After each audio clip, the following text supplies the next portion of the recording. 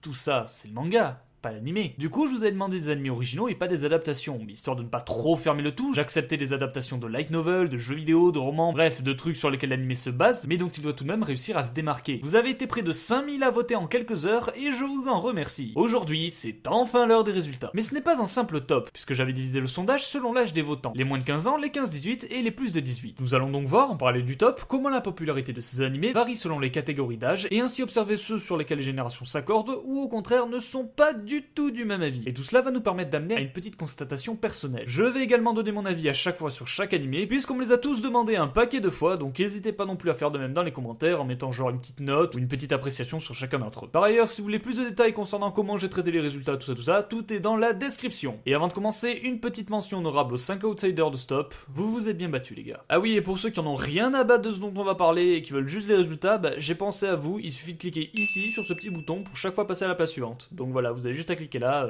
faites-vous plaisir. Bref, commençons tout de suite ce très long top des 10 meilleurs animés originaux de tous les temps avec le numéro 10, Sword Art... Numéro 10...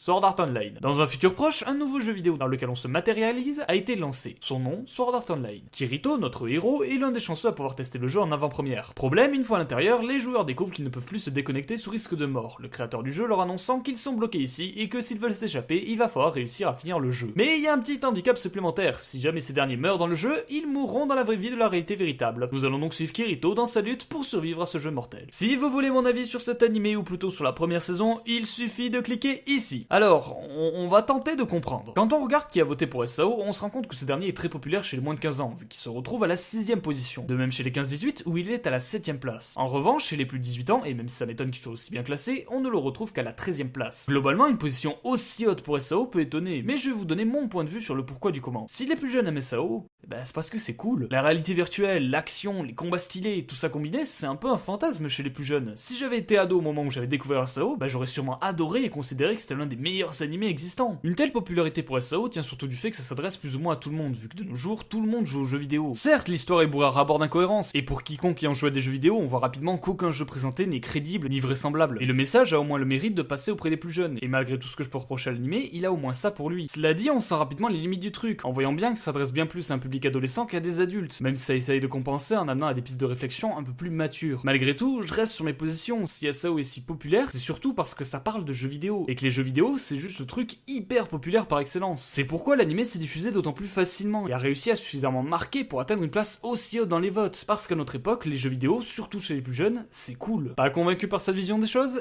Laissez-moi faire une comparaison avec un animé que je n'aurais jamais pensé comparer avec SAO, et qui est à la 11ème place. Cowboy Bebop. Cowboy Bebop est un des outsiders de Stop, alors qu'il est pourtant 6ème chez les plus de 18 ans. Chez les 15-18, en revanche, il est seulement 13ème, et chez les moins de 15 ans, il est totalement inconnu. Alors que pourtant, Cowboy Bebop est vachement meilleur, tant dans ses messages, sa forme et ce que ça raconte. Mais le gros problème, c'est que c'est sorti il y a plus de 15 ans, et ça n'a donc pas pu connaître les mêmes moyens de diffusion qu'un SAO. Du coup, les plus jeunes ne connaissent pas forcément, ou alors seulement de nom. Cowboy Bebop ne pourra probablement jamais faire de nos jours le même buzz que SAO, pour la simple raison que les plus jeunes ne sont pas spécialement intéressés par les animés plus anciens, ou n'ont pas encore eu l'occasion de découvrir plus profondément l'univers de l'animation. De même, ce type de public n'est peut-être pas spécialement à la recherche de ce genre d'animé, et il trouve un SAO ce qu'il recherche, du divertissement qu'il fera vibrer, et en ce sens, SAO fait le taf. J'ai l'impression d'être un vieux con en disant ça comme ça, mais soyons francs, SAO ne marquera pas l'histoire des animés de par la qualité de son intrigue. Je pense que sa popularité, ça tient surtout du fait que tout le monde s'accorde à dire que si demain un jeu comme Sword Art Online sort, on l'achète direct, parce que ce truc on en rêve tous. Mais pour le coup, j'avoue avoir été très étonné et voire même attristé de devoir le mettre dans ce top. Surtout quand juste derrière lui, il y a Cowboy fucking putain de Bebop. Parce que bon, d'un côté, t'as un gars travesti en gonzesse et des escargots violeurs, et de l'autre, t'as un putain de cowboy de l'espace chasseur de primes qui défonce des terroristes avec des prises d'arts martiaux. Avoir mis SAO devant ça rend le monde encore plus étrange. Numéro 9. Kill la Kill. C'est l'histoire de Ryuko qui arrive dans une école chelou où un système hiérarchique basé sur la puissance a été mis en place. Mais elle n'en a rien à battre, elle recherche juste la personne responsable de la mort de son père. Elle va alors se rendre compte que la meuf qui dirige ce petit monde, c'est apparemment elle la responsable. Ryuko va donc défier cette institution et tenter de percer les secrets entourant le meurtre de son paternel. Voilà, c'est ultra résumé, mais globalement, c'est ça le point de départ de l'intrigue. Vous vous accordez tous concernant la place de cet animé, à savoir la fin du top 10. En gros, il mérite d'être bien classé, mais il y a bien meilleur. l'histoire. Au vu des critiques, on peut observer des avis en totale opposition à propos de cet animé. D'un côté, on a ceux qui ont adoré, le considérant comme un animé débilement génialissime, rendant hommage aux prédécesseurs du genre en mettant en exergue tous les aspects les plus cool des Neketsu, au travers d'une histoire quasi parodique et d'une animation originale qui rend les scènes d'action tout bonnement épiques. Et de l'autre côté, on a ceux qui le considèrent comme une bouillie informe, un blougi-boulga de trucs débiles qui constitue au final une histoire complètement à chier et dont le succès n'a d'égal que la stupidité du public suffisamment abruti pour l'apprécier. Et je vais vous frustrer parce que je ne vais pas donner mon avis sur le sujet aujourd'hui parce que...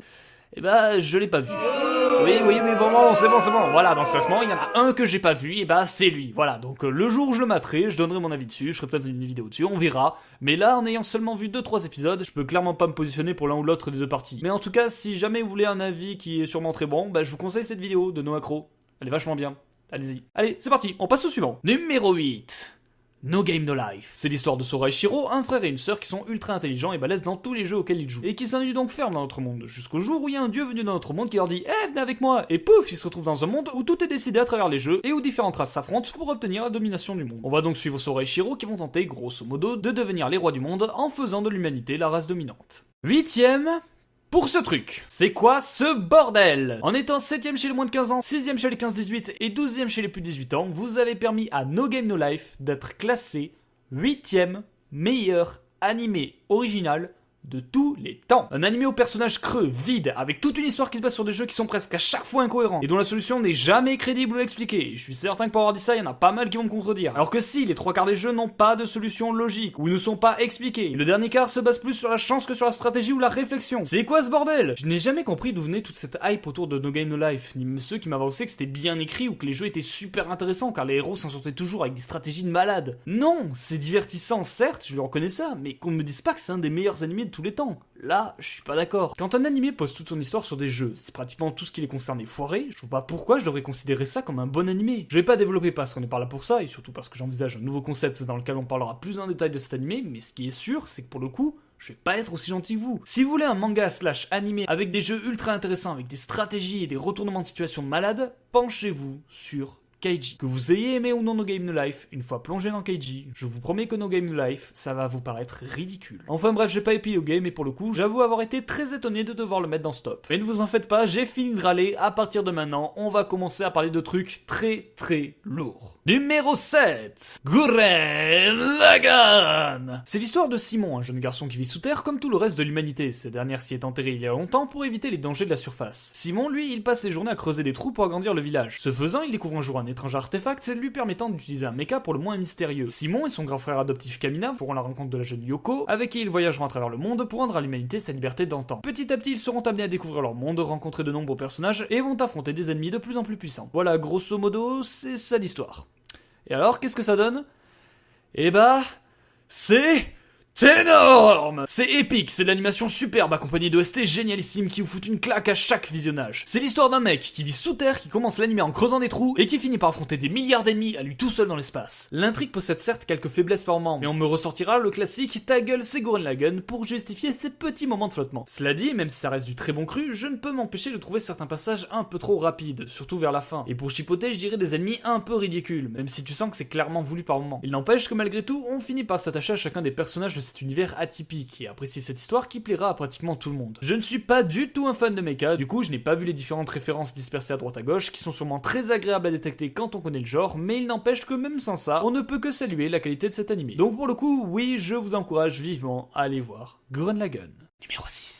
Clannad. Clannad nous raconte l'histoire de Tomoya, un mec un peu paumé dans sa vie. Il vit avec un père alcoolique, ne réussit pas ses études, n'a que très peu d'amis et a dû abandonner ses rêves suite à un accident qui le hante encore. Effectuant sa rentrée, il rencontre la jeune Nagisa, une fille réservée et peu sûre d'elle, à qui il va s'attacher et avec qui il formera petit à petit un groupe d'amis avec pour objectif de maintenir le club de théâtre du lycée. L'anime nous fera découvrir à la fois les rêves et les tourments de différents personnages et finalement leur passage de la vie du lycée au monde des adultes dans la saison 2. Si vous souhaitez connaître mon avis, il suffit de cliquer ici. Voilà, je vous laisse quelques instants. C'est bon.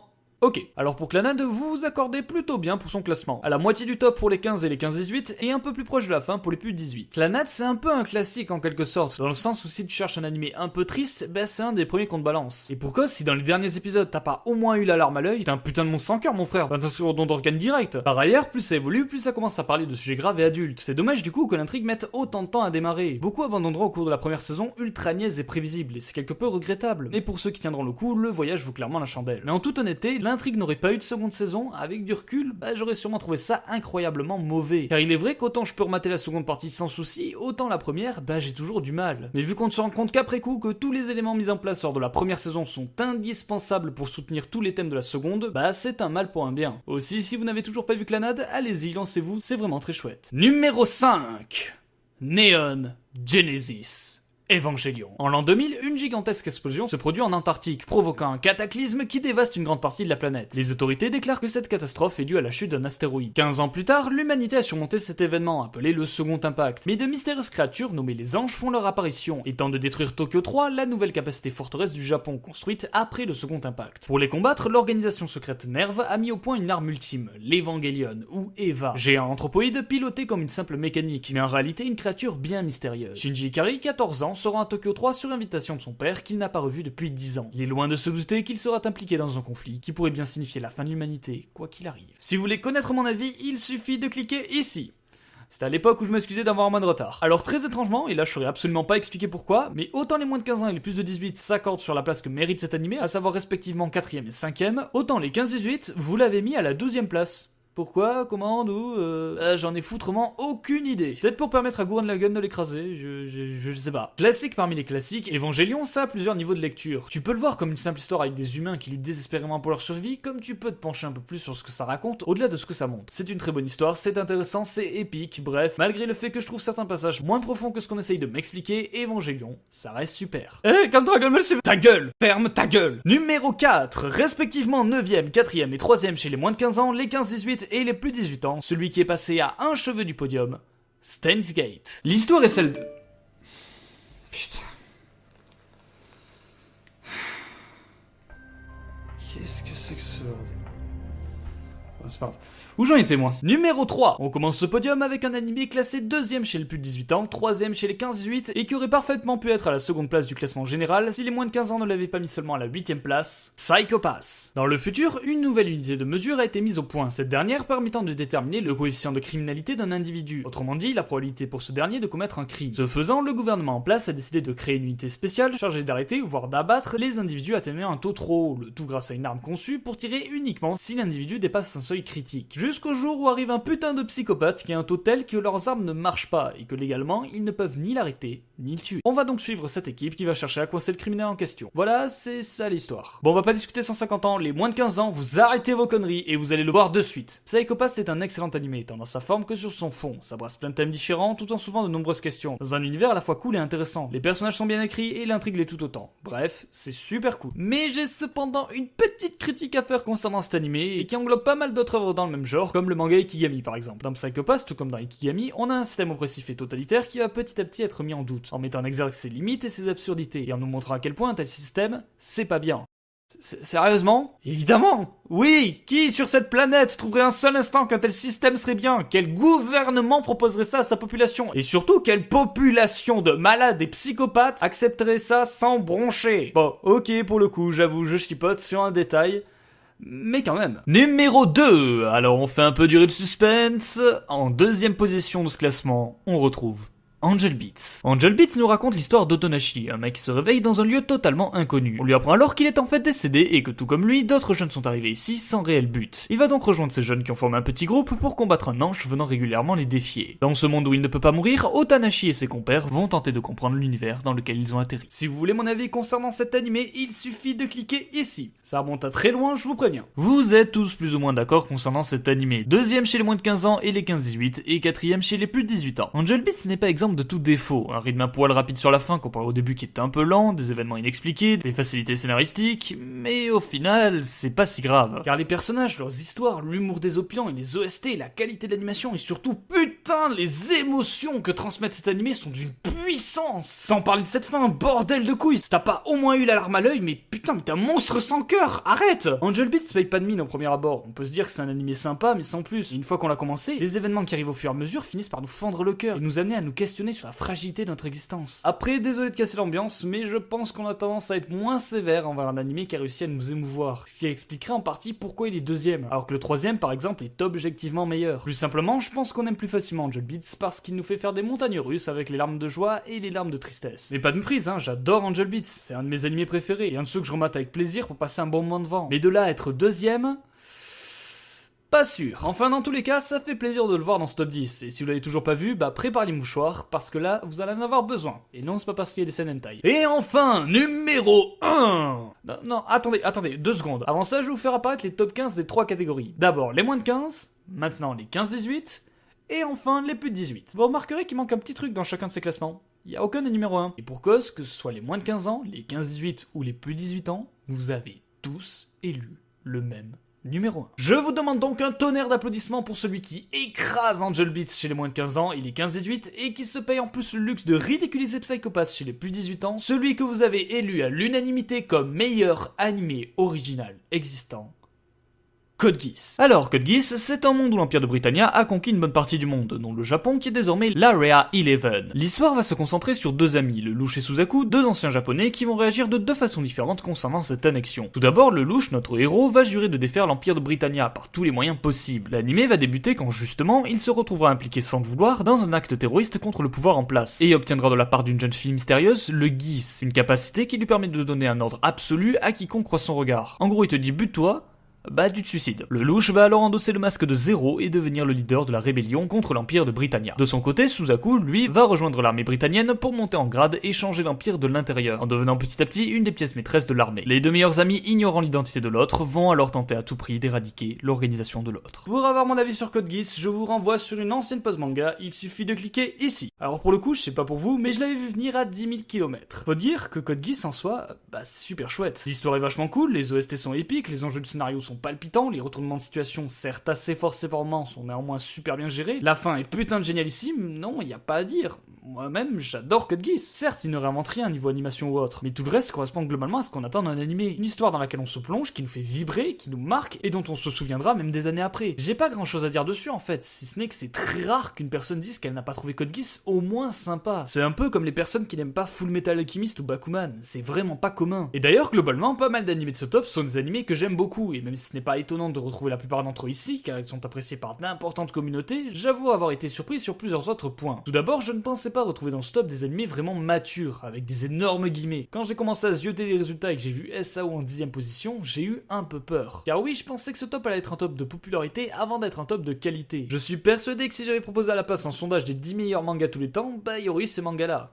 Bah ok, pas celui-là, faut quand même pas déconner. Et pour le coup, niveau prévisibilité, force est de constater que pour les animés, c'est pas trop le cas. Même si on constate que globalement, la plupart de ces animés sont récents. Ce qu'on observe aussi, c'est pas vraiment un choc des générations, ceux ayant plus de 18 ans, n'ayant pas spécialement voté pour des animés anciens. Ce qu'on observe, c'est avant tout que le public évolue. Quand on regarde le public plus âgé, on retrouve dans leur classement de nombreux animés qui leur sont adressés, qui sont adressés aux jeunes adultes. Animés qu'on ne retrouve pas chez les plus jeunes. Ces derniers ne les ont pas encore vus et ne votent par conséquent pas pour eux, ce qui est un malus supplémentaire pour ces animés. Mais il ne faut pas pour autant négliger la parole des plus jeunes. Un public, ça se compose aussi bien d'experts que de néophytes, de nouveaux comme d'anciens, et ce top avait pour but d'être représentatif de cette masse, histoire d'avoir un avis global et d'apporter mon modeste avis quant aux résultats. Cependant, il serait intéressant de refaire ce top d'ici plusieurs années. D'avance, on sait qu'on observera le même phénomène concernant le public jeune, à savoir voter pour un animé super cool qui est sorti il y a pas longtemps. Mais d'ici quelques années, le public jeune actuel aura grandi, aura découvert d'autres œuvres, son top aura changé, et il se retrouvera sûrement stupéfait des résultats qu'il observera. La question qui me traverse l'esprit est du coup de savoir quelles sont les œuvres présentes dans ce top qui ont suffisamment marqué le public pour avoir au moins une chance d'y rester. Si vous avez fait ce top il y a 10 ans, nul doute que la série Gundam aurait été dedans et qu'on aurait dit oui, Gundam c'est culte, ça ne bougera jamais de ce genre de top, c'est impossible. Et pourtant, vu les résultats que j'ai sous les yeux, Gundam n'est même pas dans le top 30. Cependant, au vu de ce même top, il ne fait aucun doute qu'Evangelion sera toujours là, pour la simple raison que non seulement il a marqué le public, mais aussi le monde de l'animation, et que bien que ça soit sorti il y a 20 ans, aujourd'hui, on en parle encore. En revanche, dans 20 ans, parlera-t-on encore d'animés comme Sword Art Online ou No Game No Life? Parlera-t-on toujours d'animés comme Clannad, Angel Beats ou encore Kill la Kill avec le même entrain qu'aujourd'hui? Ces œuvres ont beau avoir une aura et une communauté de fans importante, s'agit-il juste d'animés très plaisants à mater, mais dont la popularité s'essoufflera à petit feu pour se faire supplanter par la nouvelle génération, ou d'animés qui ont réellement marqué le monde de l'animation? Si Gurren Lagann a su marquer assez récemment le genre mecha, peut-on en dire de même pour Psycho Pass et le genre de la science-fiction? Et on peut carrément se poser la question, et la raison pour laquelle j'ai fait cette vidéo, afin d'avoir un élément de support. Est-ce que les œuvres présentes dans ce top, les œuvres favorites du public, celles qui ont marqué ce dernier, ont réellement apporté quelque chose au monde de l'animation? Par exemple, même si personnellement j'adore Code Geass, qu'a-t-il apporté concrètement, hormis de la thune en plus à Sunrise pour d'autres projets? Bah... pas grand chose. Pourtant, c'est selon moi une des caractéristiques fondamentales de ce qui fait un grand animé. Tout comme un grand manga, c'est pas tant la qualité de son histoire ou de ses dessins, mais ce qu'il a apporté à son média, ce qu'il a créé, ce qu'il a inspiré aux générations futures, l'impact qu'il a eu sur son univers. Et du coup, c'est triste à dire, mais la quasi-totalité des animés de ce top n'ont pratiquement rien apporté, hormis de la thune. Mais est-ce pour autant qu'il faut dénigrer ces animés ? Non. Ils sont cool pour la plupart, c'est d'ailleurs pour ça que j'ai fait des pauses manga sur certains. Dans mes vidéos, je souhaite avant tout présenter des œuvres, pas tant pour ce qu'elles ont apporté à leurs médias que ce qu'elles sont cool à mater, parce qu'après tout, c'est pas ça dont je souhaite parler. Mais ce n'est pas pour autant non plus qu'un manga ou un anime qui ne révolutionne pas son média ne peut pas être excellent. Genre Vinland Saga, c'est pour moi un des meilleurs mangas sortis ces 10 dernières années. Et bah à part être l'un des seuls à parler de Vikings, il a rien apporté de plus à l'univers manga. Mais ça reste tout de même excellentissime. On en revient donc à l'éternelle question du jugement de valeur quand il s'agit de considérer un animé en tant qu'art, et surtout de faire un top aussi présomptueux qu'un classement des 10 meilleurs. Doit-on prendre en priorité l'appréciation personnelle, ou prendre un maximum de recul et faire preuve d'une objectivité totale? Et même, est-ce que c'est réellement possible? Dans ce top, on a bien vu que le vote a été fait en priorité pour des animés que l'on apprécie pour ce qu'ils racontent, nous montrent, et donc l'appréciation a été purement subjective, et ne considérait pas les animés en tant qu'art, mais plutôt en tant que divertissement. C'est d'ailleurs pourquoi si je refaisais ce top dans 20 ans, je suis persuadé qu'à l'exception d'Evangelion, aucun des animés cités aujourd'hui ne sera présent dans un tel top. Tout simplement parce qu'en 20 ans, ce sera plusieurs centaines d'autres animés qui seront sortis, et que parmi eux, on trouvera forcément les fétiches de la nouvelle génération. Ce que ce top montre enfin, c'est que faire un top 10 des meilleurs animés tous les temps, ce n'est clairement pas possible. Je pense que tout le monde s'en doutait avant même de regarder la vidéo. Mais pour le coup, j'étais surtout curieux de savoir si les gens considèrent avant tout l'animation comme un art ou un divertissement. Et les résultats que j'ai sur mon immense tableur Excel confirment le second choix. Et si la majorité du public agit ainsi, qu'en est-il de l'avenir de l'animation? À quoi bon faire des efforts pour révolutionner le média et apporter de nouvelles choses s'il suffit d'écrire une bonne histoire avec des graphismes pas dégueux pour que ça fasse l'affaire? Faut-il avoir peur de ce que nous réserve l'avenir de l'animation? Je ne pense pas. On continue d'avoir à droite à gauche des animés originaux, des adaptations d'œuvres qui continuent à bouleverser leur microcosme. Et pour bosser dans un milieu aussi difficile que l'animation, il faut être un minimum passionné, et c'est peu de le dire. Comme l'a dit Hideaki Anno, c'est cette même passion qui pousse les créateurs à sans cesse innover, et c'est également cette passion qui provoquera le changement du monde de l'animation. Et même si souvent le bonhomme est assez spécial, je pense que là, il tape plein dans le mille. Je suis donc très curieux de voir ce à quoi on assistera dans les prochaines années, et j'espère que vous aussi, vous l'êtes tout autant. Enfin, pour conclure cette vidéo sur une note un peu plus légère, parce que là c'était quand même assez tendu, je pense qu'il est temps pour moi que je vous révèle quel est mon top 10 de mes animés préférés, vu qu'on me le demande depuis le début de la chaîne, et que ça pourrait être intéressant pour vous de voir sur quel point nous sommes d'accord, et selon moi, quels sont les grands absents de ce top. C'est bien sûr un top absolument personnel, mais je vous encourage tout de même à aller voir chacune de ces œuvres. Mesdames, mesdemoiselles, messieurs, voici mon top 10 de mes animés. Putain. Ah tiens. Oui, c'est vous qui essayez de me joindre tout à l'heure parce que là je suis un peu occupé. Tu reconnais ma voix, Enzor? Oui, on a la même voix. Oui, après tout, toi et moi, on est pareil. Pareil, qu'est-ce que vous voulez? Je suis simplement ton toi du futur. Mon moi du futur? Exactement, je suis derrière ta porte, je suis venu te chercher, j'ai besoin de ton aide. Mon aide? Pourquoi faire? Eh bien... Je crois que j'ai fait une connerie.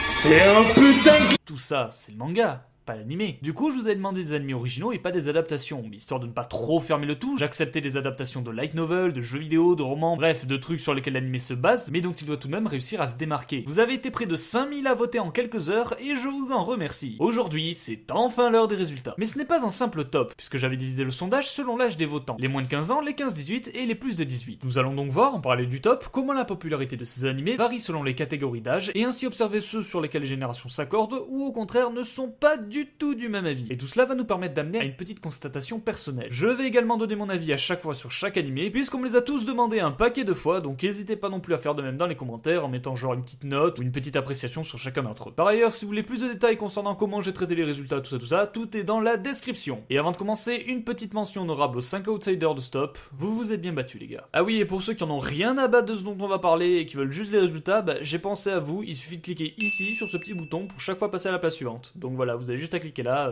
faites-vous plaisir. Bref, commençons tout de suite ce très long top des 10 meilleurs animés originaux de tous les temps avec le numéro 10, Sword Art... Numéro 10...